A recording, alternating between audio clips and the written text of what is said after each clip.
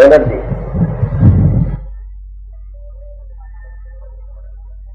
మనోమయ లోకం, ఈ ప్లేన్ ఆఫ్ మైండ్. బుద్ధిమయ లోకం, ఈ ప్లేన్ ఆఫ్ బుద్ధి. ఇంగ్లీష్ లో కూడా మనకి ఇంకో పదం లేదు కనుక బుద్ధి ప్లేన్ అనేవారు.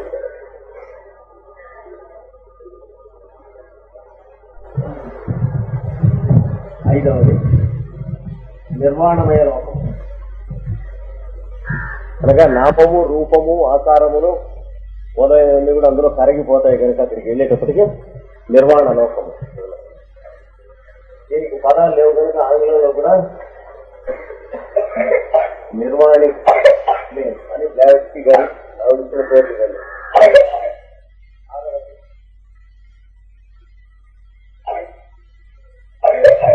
పరనిర్వాణ స్థితి లేక లోకము, దీనికి కూడా పరనిర్వాణ అని బ్లావెట్స్కీ చెప్పారు. ఏడవది మహాపర నిర్వాణ స్వయంలోకం.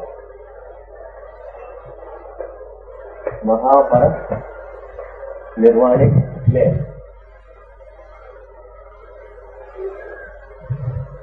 కనుక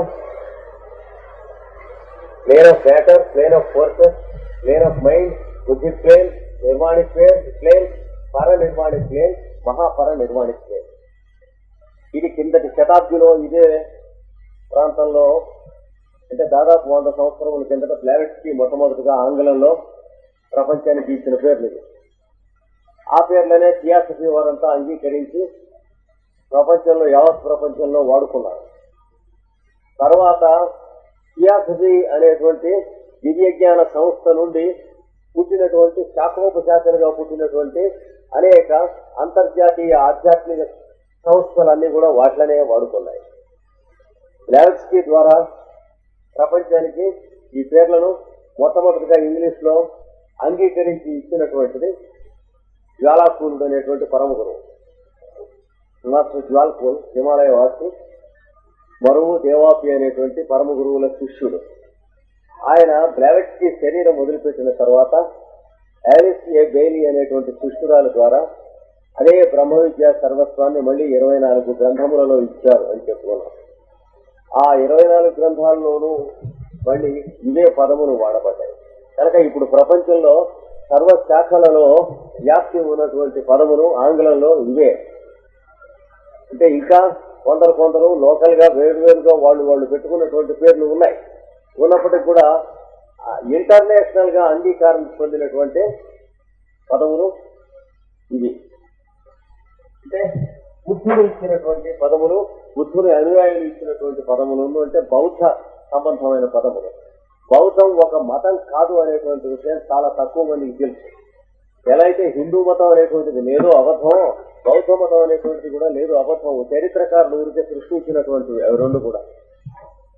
ఎందుకంటే బుద్ధుడు మతం స్థాపించలేదు, కృష్ణుడు రాముడు మతం స్థాపించలేదు, ప్రపంచానికి వెలుగునిచ్చినటువంటి వారు మాత్రమే. కనుక ఇందులో ప్రపంచానికి తేలిగ్గా ఏవైతే ఉంటాయో అవి ఇచ్చారు. ఈ ఇచ్చిన దాంట్లో మనం యోగ సాధన చేసుకుంటూ ఉండగా మానవుడు మొట్టమొదటిగా భౌతికము, ప్రాణమయము, మనోమయము ఇంతవరకు మనకు తెలుస్తుంది మామూలుగా. అంటే అందరం బతికే అవకాశం. భూమి మీద పుట్టినటువంటి జీవులు దోమ దగ్గర నుంచి సామాన్యంగా మానవులమైనటువంటి అందరం కూడాను ఈ మొదటి 3 లోకములలో వర్తిస్తూ ఉంటాం. లోకములు అనగా ఒకదాని మీద ఒకటి ఉంటాయని అర్థం కాదు. ఒకదానిలో ఒకటి, ఒకదాని యందు ఒకటి ఉంటాయి. ఎలా అయితే కుండలో మట్టిలో కుండ ఉంటుందో ఒక లోకంలో ఇంకొక లోకములు ఉంటాయి. అంటే ఇంటర్పెనిట్రేటెడ్ ఇవన్నీ. కనుక లోకములు అంటే ప్లేసెస్ కాదు, ప్లేన్స్ ఆఫ్ ఎగ్జిస్టెన్స్. ఆ గమనిక తెలియాలి. వస్త్రంలో నూలు పోగుల్లో పత్తి ఎలా అయితే ఉంటాయో ఒక లోకంలో ఇంకొక లోకం అలా ఉంటుంది. ఏమండి, ఒకే గదిలో ఒకటి నిద్రపోతూ ఉంటే ఇంకోడు కూర్చొని చదువుకుంటూ ఉంటే ఆ ఇద్దరు చెరొక లోకంలో ఉన్నారని తెలుసుకోవాలి. లోకములు ఆ మోస్తరుగా ఉంటాయి, ఒకే చోట ఉంటారు ఇన్ని లోకాల్లోనూ ఉన్నవాళ్ళు. అంతేకాని వీడు భూలోకంలో ఉన్నవాడు ఇక్కడ, స్వర్గలోకంలో ఉన్నవాడు ఆ పైన ఇలా అరలరలుగా అటగలు కట్టినట్లు ఉండవు. ఇళ్ళకి పైన కడతాను చూడండి, అటగలు అలా ఉండవు.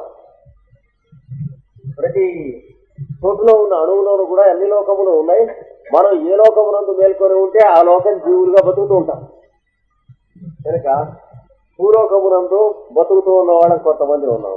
అంటే భౌతిక శరీరం కావలసిన వస్తువు తప్ప ఇంకేం తెలియదు మనకు. అది కాక కొన్నాళ్ళేటప్పటికి భూవర్లోకం ప్రాణమయ కోశంలోకి మేల్కొంటాం. అప్పుడేమిటి ఆకలి దప్పులు, వాటి స్వరూపము మొదలైనటువంటివన్నీ తెలుస్తాయి. ఆరోగ్య అనారోగ్యములు మొదలైనవన్నీ కూడా. మూడవది మనోమయ కోశంలోకి మేల్కొంటాం కొన్ని జన్మలు అయ్యేటప్పుడు. మనకి క్రిమి కీటకాదులు, వానపాము మొదలైన వాటి దగ్గర నుంచి భౌతిక లోకంలో మేల్కొని ఉంటాయి మనము, అవి అందరూ కూడా. కానీ కొంచెం పైకి వచ్చిన జంతువులు మాత్రమే రెండవ లోకంలో మేలుకొని ఉంటాయి. మానవుల్లో కొంతమంది మేలుకొని ఉంటారు. ఇంకా పైకి వచ్చినటువంటి ఆవు మొదలైనటువంటి జంతువులు ఈ మూడవ దాంట్లో మేలుకొని ఉంటాయి. మానవుల్లో ఈ మూడవ దాంట్లో చాలా మంది మేలుకొని ఉంటాం. ఈ మూడు సర్వసమానంగా ఎక్కువ జీవరాశులు మేలుకొని ఉండేటువంటి లోకము. ఇది అయిన తర్వాత ఈ బుద్ధిమయ కోశం అనేటువంటిది మానవుడికి ప్రత్యేకంగా ఇవ్వబడ్డది. మిగతా జీవరాశులకి లేదు అని అనలేము సాహసంగానే, సర్వసామాన్యంగా లేదు. ఆ ఒక్క వాడ అంటే బుద్ధిమయ కోశం ఇది player of creative will. Intellect కాదు, అది జాగ్రత్తగా ఉండాలి. విల్ అది. విల్ అంటే ఆబ్స్టినసీ కాదు, జాగ్రత్తగా ఉండాలి. క్రియేటివ్ ఫ్యాకల్టీ అది వేరు. బుద్ధిమయ లోకమునందు మేల్కొనినటువంటి జంతువులు సామాన్యంగా ఉండవు అనాలి. అసలు ఉండవు అని అనరాదు, ఉంటాయి. ఎందుచేతంటే దుష్కర్మాచరణ చేత మానవుడు తాత్కాలికంగా ఒక్కొక్కడు జంతు జన్మ పొందుతాడు. పొందినప్పుడు వాడు దీంట్లో మేలుకొని ఉంటాడు. శరీరం కుక్క శరీరమో, పంది శరీరమో, పావు శరీరమో ఉన్నప్పటికీ కూడా మానవ ప్రజ్ఞలో బతుకుతాడు. అంచేతనే చాలా దుఃఖమయంగా జీవితం నడుస్తుంది. పంది బుర్ర ఉండి పంది శరీరంతో బతికితే కష్టం ఉండదు, కానీ మనిషి బుర్ర ఉంటే పంది శరీరం ఉంటే ఎంత కష్టం. కనుక దుష్కరములైనటువంటి చేయకూడనటువంటి ఘోరములు చేసినటువంటి వారు అలాంటి శరీరములు పొందుతారు. దాని ఎందుకు అలాగే ఘోరంగా జీవిస్తారు. మనం ఉదాహరణలు కూడా చాలా ఉన్నాయి. షిర్డి సాయిబాబా శిష్యుడు తెల్లవారుసామన పెడుతున్నారు పొలం వెంట. పెడుతూ ఉంటే ఒక పాము ఒక కప్పని పట్టుకొని ఇది తప్పించుకుంటానికి అరుస్తుంది, అది గట్టిగా పట్టుకుంటానికి అరుస్తుంది. చూసి నవ్వి వెళ్ళాక ముందుకు అయిపోయి మళ్ళీ వెనక్కి వస్తుంటే ఇంకా అలాగే పోట్లాడుతున్నాయి ఆ రెండు కూడా.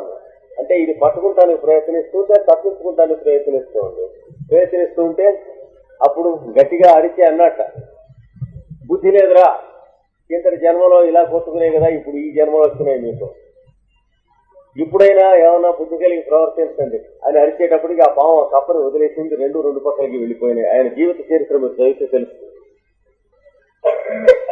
అలాంటి ఉదాహరణలు మనం చూస్తే బుద్ధిమయ కోశం నందు స్టిమ్యులేట్ అయినటువంటి యానిమల్ కింగ్డమ్ లేదు అని అనలే. అంటే ప్రత్యేకమైనటువంటి స్పెషల్ కేసెస్ లో యానిమల్ కింగ్డమ్స్ కూడా విల్ అనేది ఉంటుంది. జంతు వాటిని కూడా బుద్ధిమయ కోశం అనేటువంటిది ఉంటుంది. మనస్సు వరకు సమానమే. శరీరంలో ఉండేటువంటి మ్యాటర్ అంటే భౌతికం, అందులో ఉన్నటువంటి ఎనర్జీస్ అంటే ప్రాణమయ కోశం, శక్తిమయం.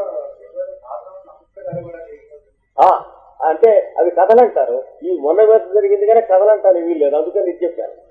అలా ఇంకొకటి కూడా చెప్పాడు షిర్డి సాయిబాబా జీవిత చరిత్రలో మనం చూస్తే, ఒక రోజున ఒక మచ్చలకి విచిత్రమైనటువంటి బల్లి గోడ మీద అటు ఇటు తిరుగుతుంది. వీళ్ళు శిష్యులు ఊరికి ఏమిటి గొడవ కొట్టబోతే ఆయన అన్నాడు, ఊరికి గొడవ చేయకండి, దాని చెల్లెలు చాలా కాలం తర్వాత దాన్ని కలుసుకుంటానికి చాలా దూరదేశం నుంచి వస్తూ ఉన్నది, అందుచేత అది ఊరికే గొడవ పడుతుంది, దాన్ని ఊరుకోండే. ఈయన ఏమంటూ ఉంటాడో తెలియదు. ఒక్కొక్కడు పిచ్చిగా మాట్లాడతాడో, ఒక్కొక్కడు మంచిగా మాట్లాడతాడో అర్థం తెలిసేటప్పుడు చాలా కాలం పడుతుంది. ఈ లోపల పిచ్చిగా మాట్లాడాడని అనుకుంటూ ఉంటాం. పెద్దవాళ్ళ గురించి అనుకునే ఎప్పుడు కూడా అంతే కదా. కళ్ళు ఉన్నవాళ్ళు చూస్తారు, చెవులు ఉన్నవాళ్ళు వింటారు అని యేసుక్రీస్తు చెప్పినప్పుడు ఆయన అనుసరించినటువంటి వాళ్ళు ఆ మాట అర్థం తెలుసుకోగలవాళ్ళు తెలుసుకున్నారు. కానీ క్రైస్తవులు ఎవరుకున్నారు ఏమిటి ఇలా జీవితాడు అనుకున్నారు. అలాగా అవతారమూర్తులు వచ్చినప్పుడు వాళ్ళు చెప్పినటువంటి దాంట్లో ఉన్నటువంటి అర్థం తీసుకుని ఆ మార్గాన్ని వెళ్ళడానికి ప్రయత్నించేవాళ్ళు కొద్దిమంది ఉంటారు. పిచ్చిగా మాట్లాడినటువంటి వీళ్ళు అనేటువంటి సరే ఊరుకున్నారు. ఇంతలోకి ఏమైంది, కొన్ని వందల మైళ్ళ దూరం దక్షిణ దేశం నుంచి ఈయన చూడటానికి ఎవరో వచ్చాడు. వచ్చి బుట్టతో ఏవో పళ్ళు వీళ్ళు తీసుకొచ్చారు, పువ్వులను ఈయన కోసం తీసుకొచ్చి ఆ బుట్ట అక్కడ పెట్టి ఇంపేటప్పటికి ఈ బల్లి గోడ మీద కింద తిరుగుతుంది. ఇందులోంచి ఒక మొత్తం చుక్కల బల్లి మళ్ళీ గవాళ్ళ బయటకు వచ్చేసి ఈ బుట్టలోంచి లోపల సంచి ఉంది, ఆ సంచిలోంచి వచ్చి గోడ మీదకి వెళ్ళింది. ఈ రెండు బరువులు పైకి వెళ్ళిపోయారు. ఇవన్నీ జరిగిన విషయాలే. మొన్న మధ్యనే శతాబ్ది కిందట జరిగినటువంటి విషయాలు, సామాన్యమైనటువంటి విషయం. ఇది అంటే ఆ జీవిత చరిత్ర, పరమ భాగవత చరిత్ర అనేటువంటి చదివినటువంటి వాళ్ళకి తెలుసుకోండి ఇవన్నీ. అందుకనే అలాంటి మహనీయుల జీవిత చరిత్ర ఏది జరిగినా సరే పరమ భాగవత చరిత్రము అని చెప్పారు. అది చదివిన వాళ్ళకి తెలుస్తుంది. స్పెషల్ కేసు అంటే ఏమిటైనా ఈ మహర్లోకంలో కూడా మేల్కన్న జంతువులు కూడా ఉంటాయి. అయితే మానవుల్లో మాత్రం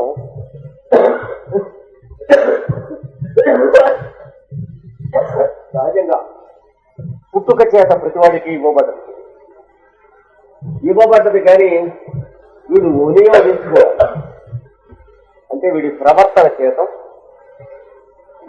దాని ఎందు ఉండుట అభ్యాసం చేయాలి. అప్పుడు దాని ఎందు మేల్కొంటాడు.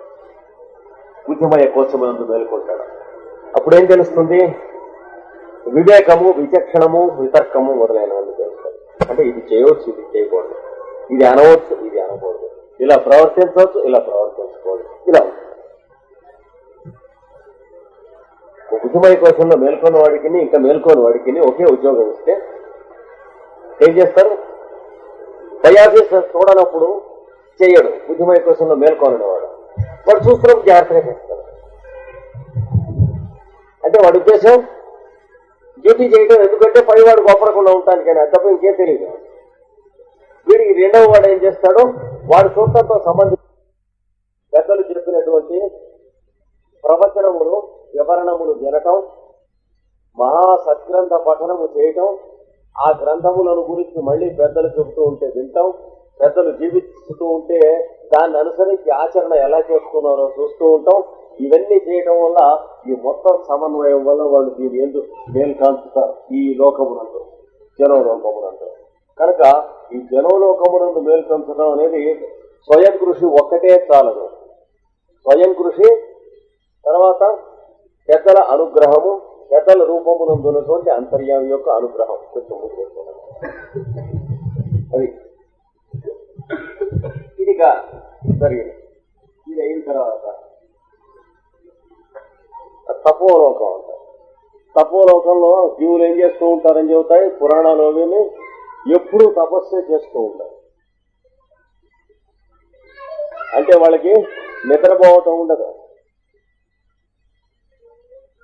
రెస్ట్ తీసుకుంటూ ఉండదు, అన్నం తినటం, అది శరీరంలో ఉన్నటువంటి జీవకణములను పోషించుట ఇవి ఉండవు.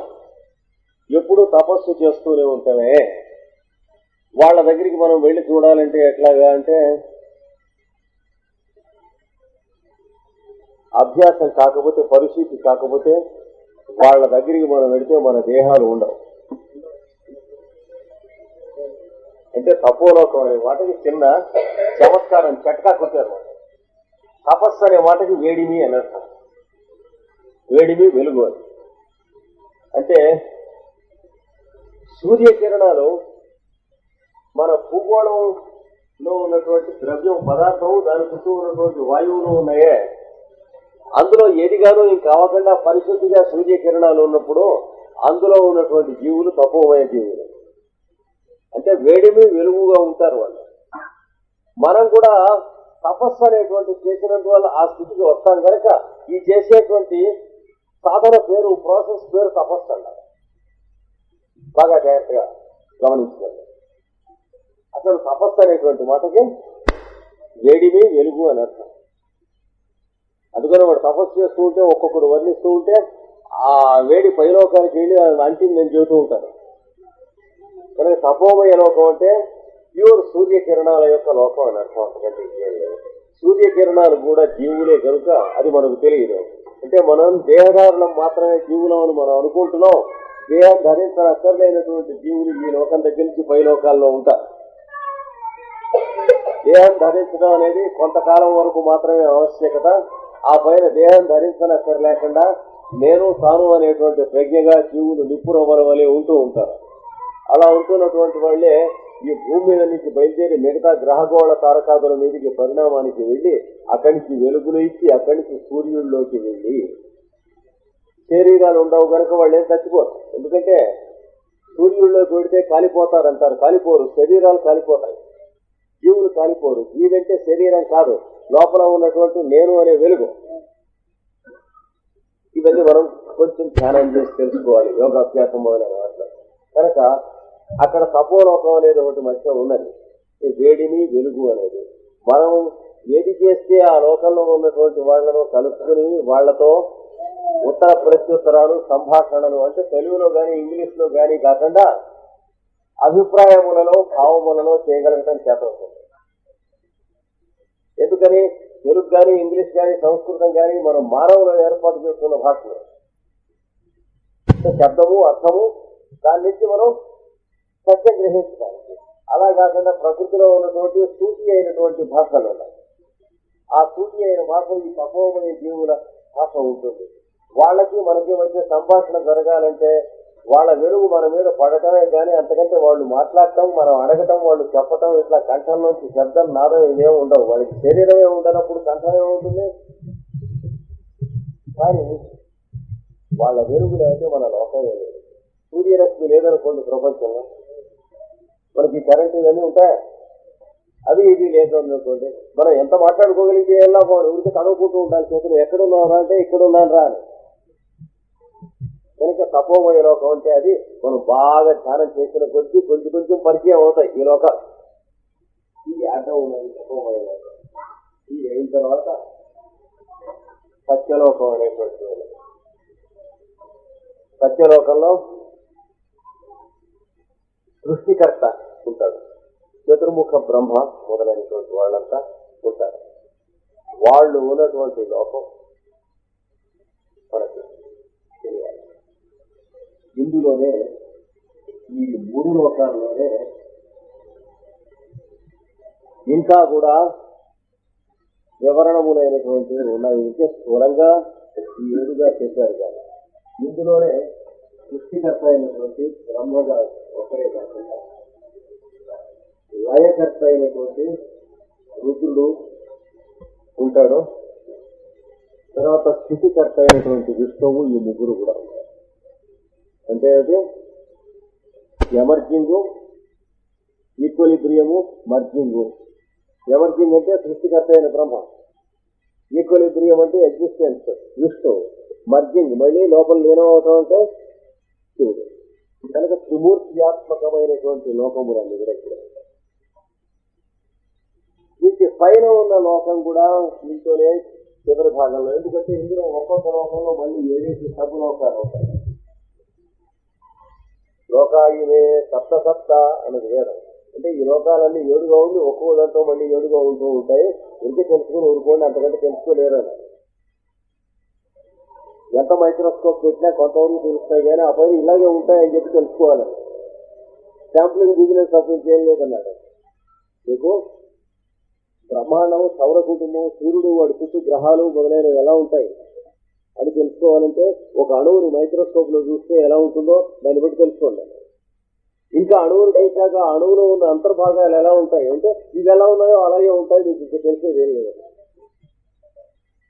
ఎందుకంటే ఇప్పుడు 35 సంవత్సరాల కిందట ఒక సైంటిస్ట్, ఐన్స్టీన్ శిష్యుడు ఒక 12 ఆర్టికల్స్ రాశాడు. ఏమంటే ఈ అణువులు కొన్ని అణువులు పుట్టి తమ దేహములతో పుట్టగానే మళ్ళీ మాయమైపోతూనే నిప్పు రవ్వల్లాగా కట్టి కానబడుతూ ఉంటే రవ్వలు వచ్చి మాయమవుతాయి చూడండి.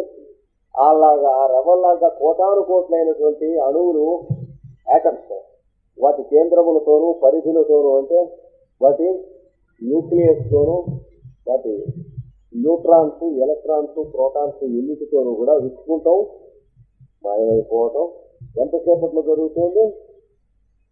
క్షణములో జరుగుతుంది, క్షణంలో భాగంలో జరుగుతూ ఉన్నది. అందులో అతను ఏం కనిపించేదంటే ఈ క్షణంలోనే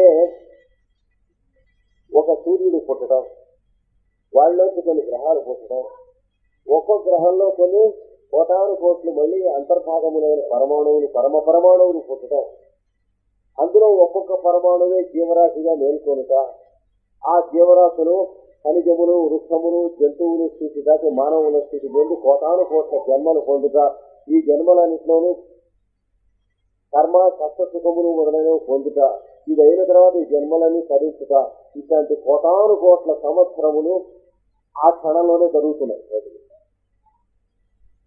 ఆ సైంటిస్ట్ ఏమని చెప్పాడంటే మనకు క్షణం అని అంటూ ఉన్నది అందులో ఉన్న జీవరాశులకు కోటాను కోట్ల సంవత్సరాలు.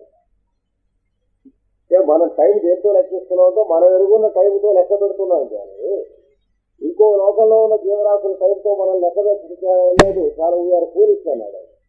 What we call time is nothing but human mind time అన్నాడు. కనుక మనకు ఒక క్షణం అని అంటూ ఉన్నది వాళ్ళకి కోటాను కోట్ల సంవత్సరములు.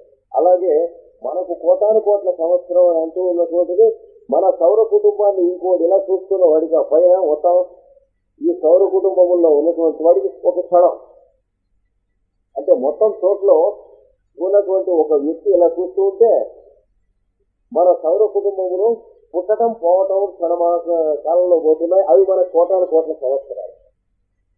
ఇలా ఉంటుంది కాలం యొక్క పొరల తొంతరలు అరలు కరలు ఇలా ఉంటాయని చెప్పారు.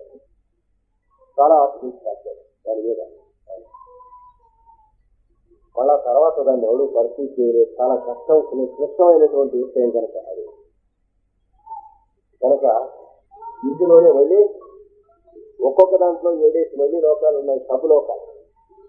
ఇందులో చిత్తశివరిలో అవ్యక్తము అనేటువంటి లోకం ఉంది.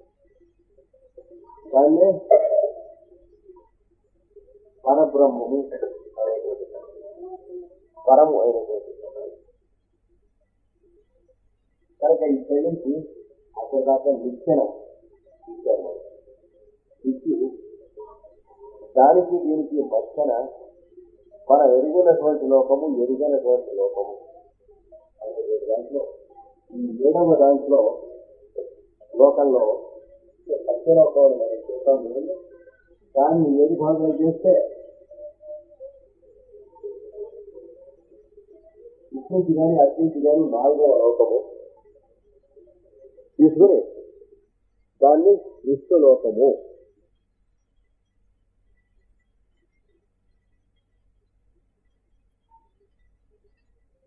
అందులోకి ఈ సత్యలోకంలో ఉన్న సృష్టికర్త వీళ్ళంతా మాయమైపోతారు. మూర్తిని నాభికమలంలో మళ్ళీ అందులోంచి మళ్ళీ చేస్తాం. కనుక అలాంటి దాన్ని మనం సాధన చేయాలి. అంతేగాని ఈ అవ్యక్త పరబ్రహ్మాన్ని సాధన చేయకూడదు, చేసే లాభం లేదు. అది స్థాపించి కనుక యోగాభ్యాసం చేస్తున్నటువంటి వాడు కారణము ధ్యానము సమాధి అనేటువంటి చేయటం ఏటి ఎందుకు చేయాలి అనేటువంటిది చేస్తున్నాడు సత్యనారాయణ. మనం అక్కడ ఉన్నాం. అంటే భౌతికమైన శరీరాన్ని సాధనలో పెట్టి గమనించవచ్చు. ప్రాణమయ కోశాన్ని కూడా సాధనలో ప్రాణాయామం దాకా పెట్టుకుని గమనీయం ఆసన ప్రాణాయామం పెట్టుకుని మనోమయ కోశాన్ని కూడా ఇక్కడి నుంచి మనోమయ కోశం నుంచి ఇక్కడ దాకా ఈ ప్రశ్న ఎక్కాలంటే ధారణ ధ్యాన స్థితిలో వెళ్ళాలి. కనుక ధారణ చేయడానికి కావలసినటువంటి విషయం ఏవి అంటే ఈ పైదాన్ని ధారణ చేయొద్దని చెప్పాం కదా, లాభం లేదన్నాం కదా. లేదా ఈ కింద ఉన్నటువంటి విషయాలన్నింటినీ కూడా ధారణ చేసినట్లయితే ప్రపంచంలో మనం అది చేసి చేసి చేసి విసిగి వేసారి ఏదైనా ఆధ్యాత్మిక విద్య కావాలని మనం కోరుకున్నాం. ఎందుకని ఈ ప్రపంచంలో ఉన్న ఏ వస్తువు మీద మనస్సు పెట్టినా నిలవదు, వాళ్ళు నిలిచినా ఆ వస్తువు నిలవదు. అది చెప్పాడు కదా, ఈ మనస్సు నిలవదు, నిలిస్తే ఆ వస్తువు నిలవదు. నిరంతరం కూడాను వాడి మీద మనస్సు పెట్టుకుందామని అనుకున్నాను. తర్వాత వాళ్ళు చేస్తానికి ఒక 10-15 సంవత్సరాల తర్వాత వెళితే వాడు లేడు, దేశాంతరం వెళ్ళిపోయాడు, ఉన్నాడో లేదో తెలియదని వాడు భార్య చెప్పింది అనుకోండి.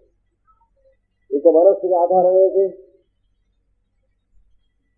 అందుకని ప్రపంచంలో ఏ వస్తువు మీద కానీ ఏ వ్యక్తి మీద కానీ మనస్సు పెట్టినట్లయితే వాళ్ళ వెంటైనటువంటి మనకు కనిపించేటువంటి వాళ్ళ గుణాలు దోషాలు అనేటువంటి వాటిలో మనం పొరపాటు పడతాము.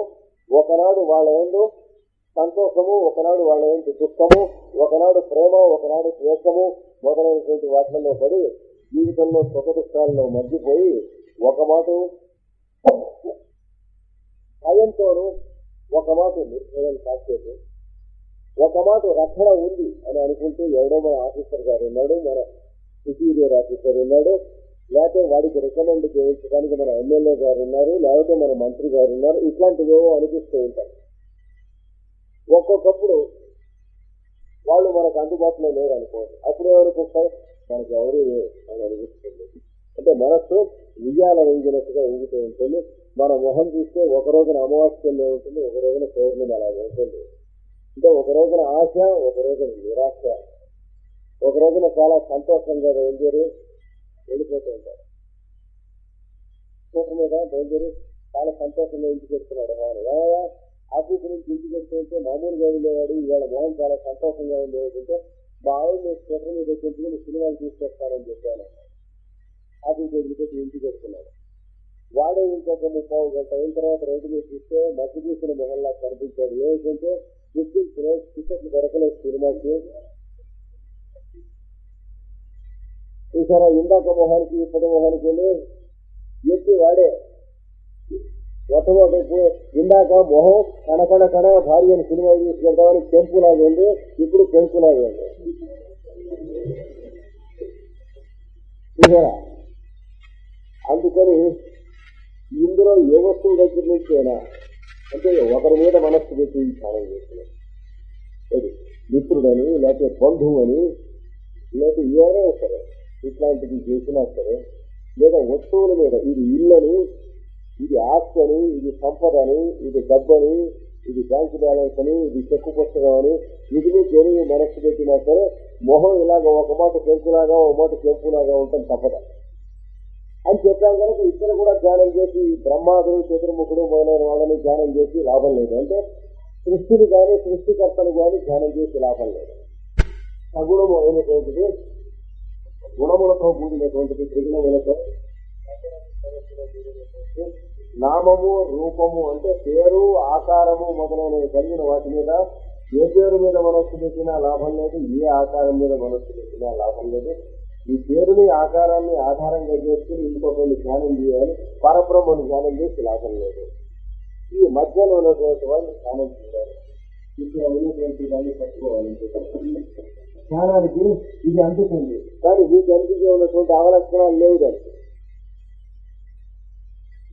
దానికి కూడా ఆకారం ఉంది, కానీ నువ్వు ఇదివరకు ఆకారాలను ధ్యానం చేస్తే వచ్చినటువంటి ఇక్కట్లు, ఇబ్బందులు మొదలైనవి రావు. దానికి కూడా పేరు ఉన్నది, కానీ నువ్వు ఇదివరకు ఏ పేర్లతో దిచ్చినటువంటి వాళ్ళు కొంతమంది మిత్రులు, కొంతమంది శత్రులుగా, కొన్నాళ్ళు మిత్రులుగా, కొన్నాళ్ళు శత్రులుగా ఉన్నారు. అలాంటి అవకతవకలు రావు ఇక్కడ. అక్కడికి వెళ్ళాలి అంటే ఇక్కడ నువ్వు తెలియక వాడుకుంటున్నటువంటి రూపాలన్నీ కూడాను అక్కడ పనికొచ్చేది. అందుకోసమే రూపాలు. నీ మొహం ఆకారం ఎందుకు? నా మొహం ఆకారం ఎందుకు? నన్ను మీరు, నన్ను నేనే చూసుకుంటానికి అయితే చూసుకుని అక్కడ ఆగి ఒకరినొకరు ఆ స్థితిలోనే మనం సంబంధం పెంచుకున్నప్పుడు తెగిపోతున్నాయి, ఏం లాభం లేక. కానీ ఇది నిమిత్తంగా, ఈ ఆకారము నిమిత్తంగా, ఈ పేర్ల నిమిత్తంగా సుబ్రహ్మణ్యం అంట ఏమిటది సుబ్రహ్మణ్యం అనేటువంటి పేరు నీ మీద ఏమన్నా కష్టపడుతుందా? లేకపోతే నీకు ఎక్కడే తీస్తే అందులో సుబ్రహ్మణ్యం అనే పేరు పడుతుందా? లేదు కదా. కానీ వ్యవహారం, లోకం వ్యవహారం కోసం చెప్పేశారు పేరు ఎక్కడైంది. మనలో డాక్టర్ టెస్టులు అన్ని చేయించండి, బ్లడ్ టెస్ట్, యూరిన్ టెస్ట్, ఉమ్మి టెస్ట్ అన్ని చేయిస్తే అక్కడ మన పేరు ఉంటుంది అందులో? లేదు కదా. అందుచేత ఈ పేరు అబద్ధం అనేది ఒకటి. అలా కాదా, అబద్ధం అయినప్పటికీ పేరు వాడి మనిషిని మనం పలకరిస్తున్నావా లేదా అన్నమాట. పలకరిస్తూ ఉంటే ఒకరితో ఒకటి సంతోషం పడుతున్నావా లేదా పిల్లగా పలకరిస్తే. అంచేత అబద్ధమైన వస్తువుని